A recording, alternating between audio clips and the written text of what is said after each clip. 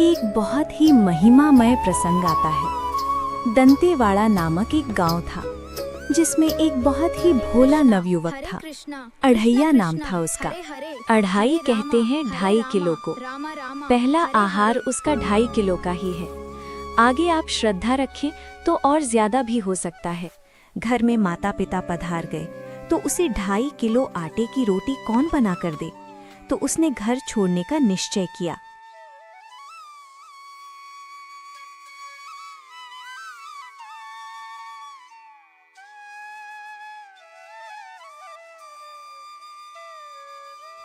चलते चलते अढ़ैया एक आश्रम में पहुंच गया।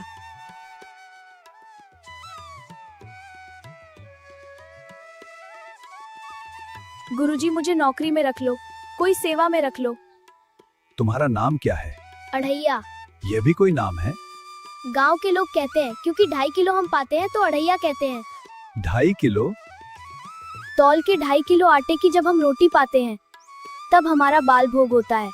आगे कोई श्रद्धा करे खीर पूड़ी पर 2.5 किलो अन्न तो चाहिए ही है। तो कोई बात नहीं, यहाँ भंडार है।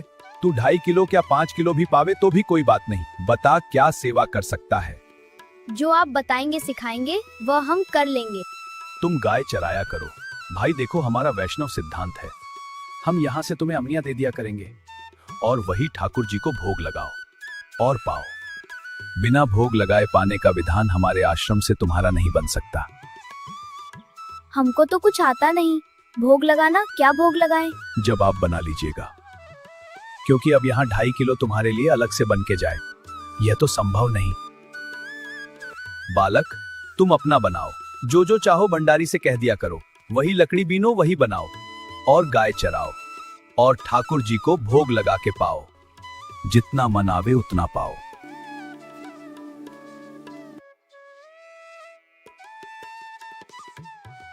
भंडारी जी, गुरुजी ने कहा है मुझे 2.5 किलो आटा और आलू दे दो। ठीक है, अभी देता हूँ।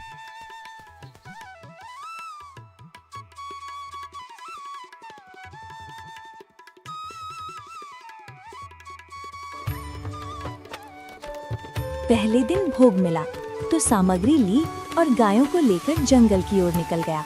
गरीब आदमी घर से तिरस्कृत था। धीरे धीरे चलकर सरयू नदी के किनारे पहुंचा। सामग्री रखी और लकड़ी इकट्ठा की, चूल्हा जलाया और बाटी बनाई। आलू का थोड़ा भरता बनाया, फिर भोजन परोसा। तो याद आया कि गुरुजी ने कहा था पहले ठाकुर को भोग लगाना, उसके बाद ही पाना। गुरुजी के ठाकुर, आओ भोग लगाओ। बड़ी बड़ी ऋषि मुनि मंत्रों से आवाहन करते रहते हैं। सरकार पधारते नहीं, केवल भाव से भोग लगाते हैं। इतने लीला बिहारी प्रभु आ गए, श्री राम जी। अढ़ैया ने आंख खोलकर देखा। नवीन मेघ, अरविंदाक्ष, सारंग धनुष धारण किए हुए सामने खड़े थे। आप कौन हैं? हमें राम जी कहते हैं। आपने कहा गुरुजी के ठाकुर आओ, तो गुरुजी जो तुम्हारे हैं उनके हम ठाकुर जी हैं। तुम सच में आते हो? आ ही तो गए हैं और अब पाएंगे बड़ी खुशबू आ रही है। आलू के भरते की बाटी भी बनी है। गुरुदेव ने कहा था भोग लगाकर पाना। आप पाते तो हैं नहीं, हमने तो सुना है। नहीं पाते हैं, पर सबका नहीं पाते हैं। जब आप जैसे भक्त पुकारते हैं तो बिल्कुल कुछ नहीं जानते हैं। आज तो आप हमको ऐसे ही रखोगे क्योंकि आप आ गए हो, तो आप ही खा लो। जब तुम 2.5 किलो पा सकते हो तो हम तो 2.5 मन भी पा सकते हैं। हमको नहीं पता था कि गुरुदेव के ठाकुर इतने भूखे रहते हैं। ठीक है, आप अलग पत्तल में ले लो, हम अपने साथ तो नहीं पाने देंगे। भोग थोड़ी ऐसे लगाया जाता है कि तुम अपना रखो और हम अपना रखें। भोग तो विधि पूर्वक लगाया जाता है, जैसे तुम्हारे गुरुजी बैठकर आंख मूंदकर भोग लगाते हैं, वैसा ही तुम करो खाके। आंख मूंदकर बैठ गया। उसने सोचा एक आध बाटी पा लेंगे। बीच बीच में आंख खोलकर देखता जाता। भगवान सब खा गए। आंख खोला और बोला, आज हमको भूखा ही रखोगे क्या? जानते हो तुम्हारे गुरुजी ने तुम्हें भोग लगाने के लिए क्यों कहा है? क्योंकि आज एकादशी है। तुम्हारे गुरुजी के यहाँ एकादशी व्रत रहते हैं, इसलिए तुमको अमनिया दिया और वहां बनाया नहीं, और अब तुम्हें रोज अमनिया देंगे। तुम रोज आओगे, हम बुलाएंगे तो। अब आप बुलाओगे, रोज तो आएंगे नहीं, हम तो रोज रोज आएंगे। ठीक है, अगली बार देखेंगे।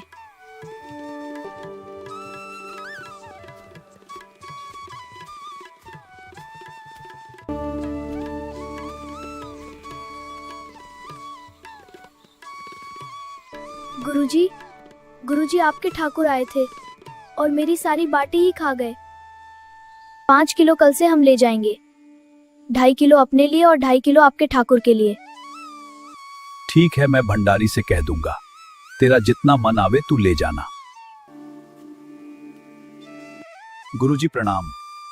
भंडारी सुनो, कल अढ़ैया जो जो मांगे उसे दे देना, जितना भी वह आटा मांगे उसे दे देना, कुछ मत कहना। ठीक है गुरुदेव। भंडारी जी, मुझे 5 किलो आटा और उसके हिसाब से भरते के लिए आलू दे दो। ठीक है, मैं अभी देता हूँ।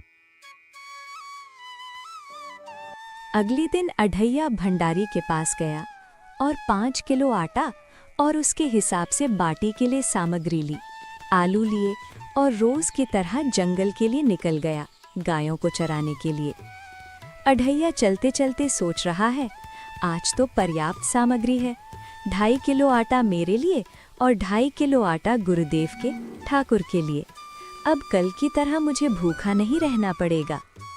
और जंगल में पहुंचा तो लकड़ी इकट्ठा की, उपले इकट्ठे किए और बाटी बनाई, आलू का भरता बनाया और फिर भोजन परोसा और बोला, गुरुजी के ठाकुर, आओ भोग लगाओ।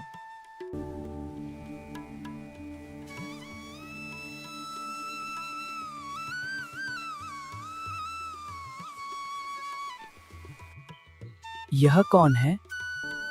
यह हमारी अर्धांगिनी है। कल क्यों नहीं बताया था कि आपकी अर्धांगिनी भी है? क्या आपकी ही तरह ये भी पाती है? हाँ, हमारी ही तरह यह भी पाती हैं। ठीक है गुरुदेव के ठाकुर, आप भोजन पाओ।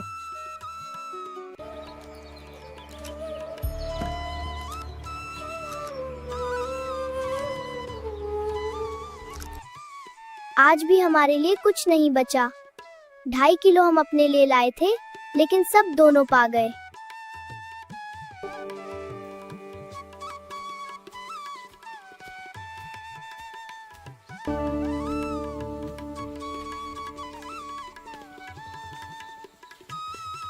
क्या हुआ अढ़ैया, ऐसे मुंह लटकाकर क्यों आया है?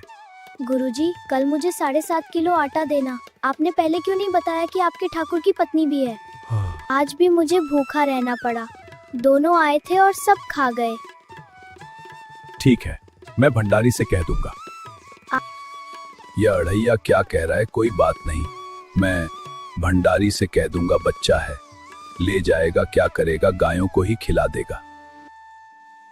भंडारी सुनो, कल अढ़ैया को 7.5 किलो आटा दे देना और उसके हिसाब से आलू दे देना। ठीक है गुरुदेव। भंडारी जी, मुझे 7 किलो आटा और उसके हिसाब से भरते के लिए आलू दे दो। ठीक है, मैं अभी देता हूँ। अगले दिन फिर से अढ़ैया भंडारी के पास गया और 7.5 किलो आटा लिया और उसके हिसाब से भरते के लिए आलू लिए और रोज की तरह गायों को लेकर जंगल की ओर निकल गया। और चलते चलते सोच रहा है, आज तो पर्याप्त सामग्री है, मुझे आज भूखा नहीं रहना पड़ेगा। और जंगल पहुंचा तो उसने उपले इकट्ठे किए और लकड़ी इकट्ठा की, फिर भोजन बनाया और गुरुदेव के ठाकुर को बुलाया। उसे बस बुलाने की देर रहती थी, प्रभु आ गुरुजी जाते के थे। ठाकुर, आओ भोग लगाओ। प्रभु आ गए, श्री राम जी, सीता जी, श्री लक्ष्मण जी।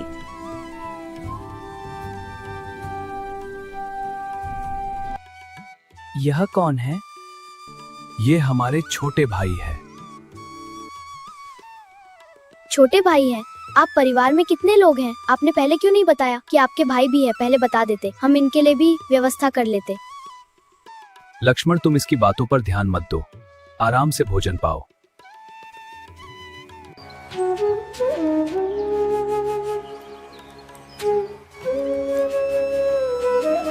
प्रभु चले गए और बेचारा खाली बर्तन में तिनका देख रहा है।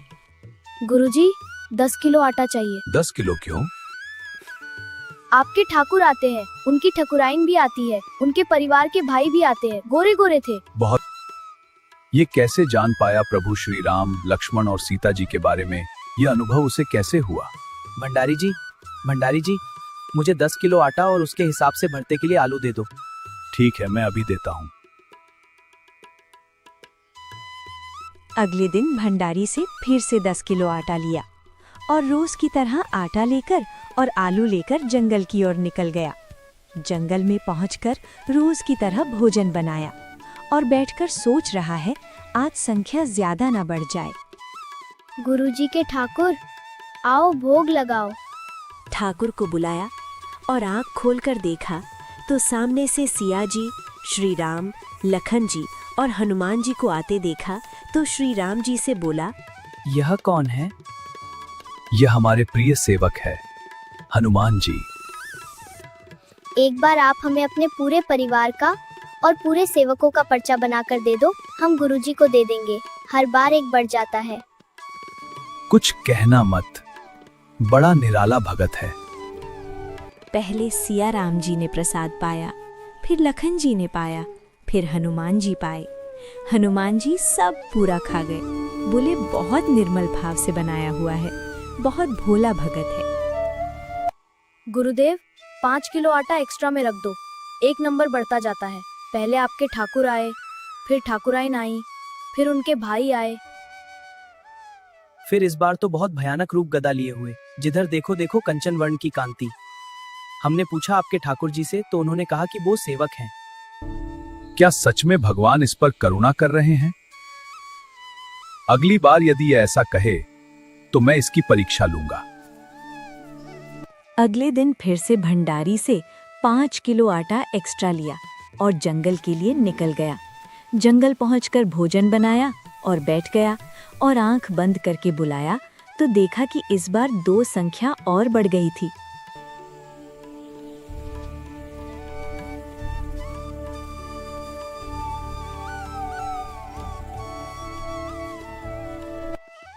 यह कौन है? ये हमारे और भाई हैं। महाराज, पहले बता देते कि आपके और 2 भाई भी हैं। हमने आपसे पहले प्रार्थना की थी।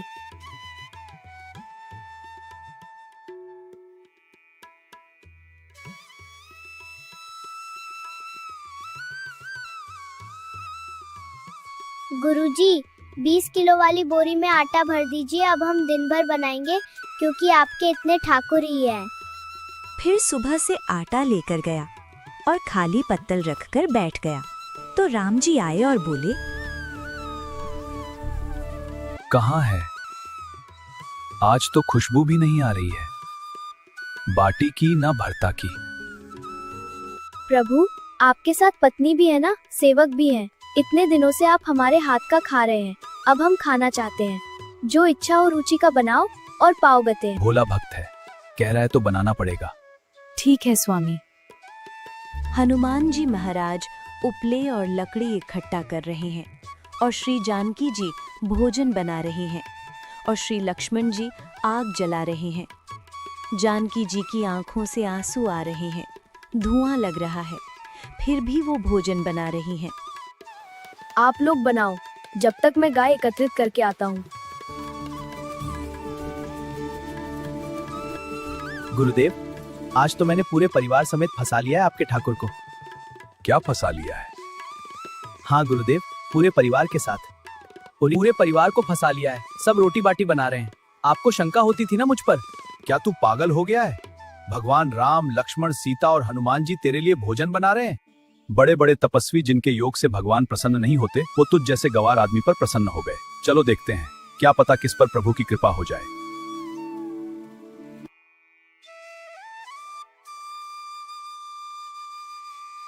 वहां पहुंची तो देखा कि पूरा राम दरबार उपस्थित है। सीता जी सुंदर व्यंजन बना रही हैं। प्रभु को साष्टांग दंडवत किया और कहा, प्रभु, लीला समझ नहीं आई। देखो, जो ज्ञानी भगत हैं उनके लिए मैं अत्यंत तर्क के द्वारा भी पकड़ में नहीं आता। जो विद्वान है उनकी विद्वता मुझे छू नहीं सकती, लेकिन जो दीन है और भोले हैं उनके सामने मैं अपनी इस दिव्यता को प्रकट करता हूं। आज तुम्हारे इस भगत की सरलता ने तुम्हारा जीवन भी धन्य बना दिया।